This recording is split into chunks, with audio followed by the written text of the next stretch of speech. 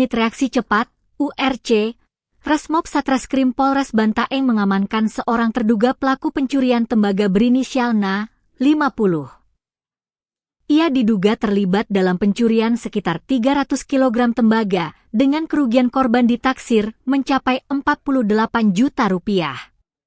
NA diamankan di rumah rekannya di Kampung Sasaya, Kelurahan Bontosunggu, Kecamatan Bisapu, Kabupaten Bantaeng, Kamis 13 Agustus sekitar pukul 16.50 WITA. Penangkapan tersebut dipimpin Katim Resmob Polres Bantaeng Aibda Sabil setelah polisi melakukan penyelidikan terkait laporan pencurian yang diterima Polsek Bisapu pada 17 April 2026. Kasus ini bermula dari laporan korban berinisial Haji Sukamat, 58, dengan nomor laporan polisi LPB 16-4-2026 SPKT Polsek Bisapu, Polres Bantaeng, Polda Sulawesi Selatan. Dalam laporannya, korban menyebut sekitar 300 kg tembaga miliknya hilang dari gudang. Akibat kejadian tersebut, korban mengalami kerugian material yang ditaksir mencapai 48 juta rupiah.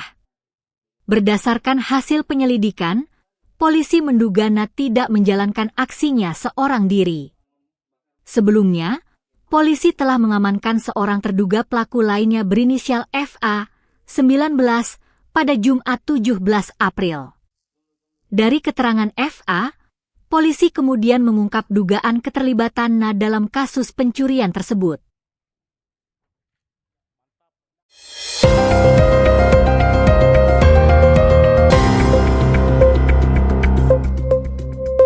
Kasus pemarangan yang melibatkan 2 siswa SMKN 5 Takalar, Sulawesi Selatan, kembali menjadi sorotan.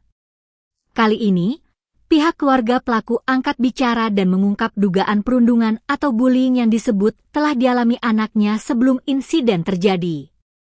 Ibu pelaku, yang diketahui bernama Anti, 35, menyampaikan bahwa anaknya, RP, 15, saat ini masih diamankan dan menjalani pemeriksaan di Unit Reskrim Perlindungan Perempuan dan Anak, PPA. Polres Takalar terkait dugaan penganiayaan terhadap teman sekolahnya. Menurut Anti, insiden pemarangan yang terjadi pada Selasa, 11 Agustus 2026, tidak berdiri sendiri. Ia mengungkapkan bahwa anaknya diduga telah mengalami ejekan dan perundungan sejak masih duduk di bangku SMP. Anti menyebut, anaknya diduga kerap mendapat perlakuan yang membuatnya tertekan dari korban berinisial SA, 15, bersama sejumlah teman lainnya. Kondisi tersebut, menurutnya, semakin berat setelah RP disebut mendapat ancaman akan dikeroyok. Anak saya tidak bersalah sepenuhnya. Kami meminta pihak kepolisian mengungkap terlebih dahulu permasalahan yang terjadi sebelum aksi itu dilakukan, ungkap Anti.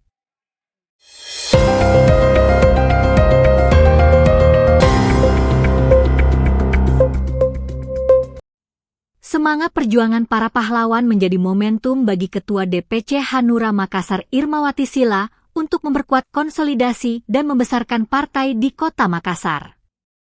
Hal itu disampaikan Irmawati usai mengikuti ziarah makam pahlawan di Taman Makam Pahlawan, TMP, Panaikang, Makassar, dalam rangkaian peringatan HUT ke-81 Kemerdekaan Republik Indonesia yang diselenggarakan oleh DPD Hanura Sulsel, Minggu 16 Agustus.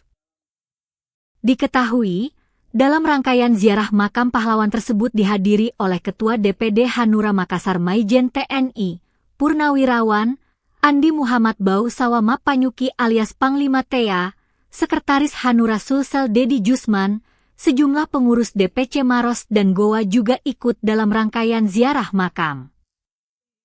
Menurut Irmawati, ziarah bukan sekadar kegiatan seremonial, tetapi menjadi pengingat bagi kader Hanura agar terus menjaga nasionalisme dan meneruskan perjuangan para pahlawan melalui kerja nyata di tengah masyarakat. Harapan saya yang pertama adalah menumbuhkan jiwa nasionalisme. Kita harus mengingat jasa-jasa pahlawan dan orang-orang terdahulu, karena jasa merekalah kita bisa hidup damai dan tentram seperti hari ini, kata Irmawati. Ia menegaskan, perjuangan generasi saat ini tidak harus dilakukan dalam bentuk yang besar.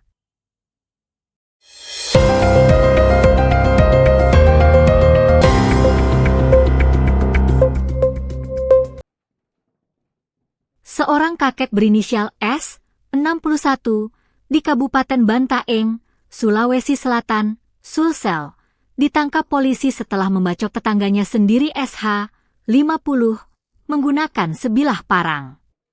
Korban mengalami luka robek parah di bagian leher hingga lengan. Peristiwa penganiayaan berat itu terjadi di Masarang, Desa Patalasang, Kecamatan Tompo Bulu, Bantaeng, pada Sabtu, 15 Agustus 2026, sekitar pukul 17 WITA. Polisi yang menerima laporan korban langsung bergerak cepat mengepung rumah pelaku sekitar pukul 18.30 WITA. Proses penangkapan pun berlangsung dramatis lantaran pelaku disinyalir masih memegang senjata tajam. Petugas dari tim URC Satreskrim Polres Bantaeng yang dipimpin Aibda Sabil bersama tim Opsnal Sat Intelkam dan Polsek Tompo Bulu langsung menerobos masuk ke dalam rumah pelaku yang gelap. Namun pelaku yang bersembunyi sulit ditemukan. Setelah beberapa menit menyasar sejumlah ruangan, pelaku akhirnya ditemukan tengah bersembunyi di balik kamar saat petugas mendobrak pintu. Tanpa memberi celah untuk melawan, petugas langsung menyergap dan mengunci pergerakan kakek 61 tahun tersebut.